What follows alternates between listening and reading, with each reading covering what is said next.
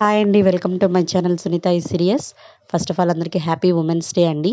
ఈ women's day సందర్భంగా ఆడవాళ్ళకి సేఫ్టీ కోసం ఉన్న కొన్ని యాప్స్ గురించి తెలుసుకుందాం. జాబ్స్ చేసే ఆడవాళ్ళు ఎక్కువైపోయారు కదండీ! అలాగే నైట్ షిఫ్ట్స్ కూడా చేస్తున్నారు. మరి అలాంటి వాళ్ళ కోసం సేఫ్టీ ఉండాలని మన ఫోన్‌లోనే మనకంటూ ఒక యాప్ ఉంటే వెంటనే పోలీసు వాళ్ళు రియాక్ట్ అయ్యేలా కొన్ని యాప్స్ ఉన్నాయండి.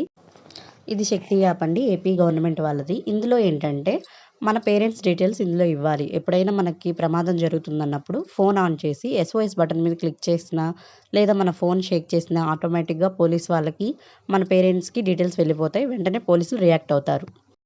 ఇదొచ్చేసి టీ సేఫ్ అండి. తెలంగాణ గవర్నమెంట్ వాళ్ళది. ఇది మనం యాప్ డౌన్‌లోడ్ చేసుకొని లాగిన్ అయిన వెంటనే డయల్ 100 అనే ఆప్షన్ కనిపిస్తుంది.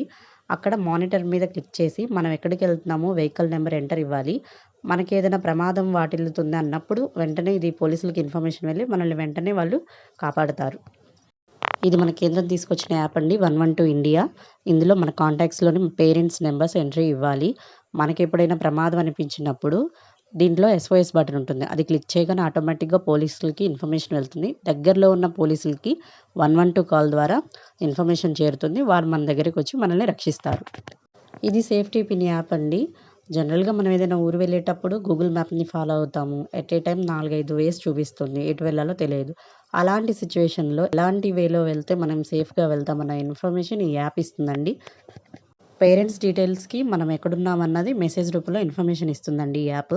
మీకు ఈ ఇన్ఫర్మేషన్ నచ్చిందనుకుంటున్నాను. ఇలాంటి మరిన్ని వీడియోల కోసం లైక్ చేయండి, షేర్ చేయండి, సబ్స్క్రైబ్ చేయండి. Thank you.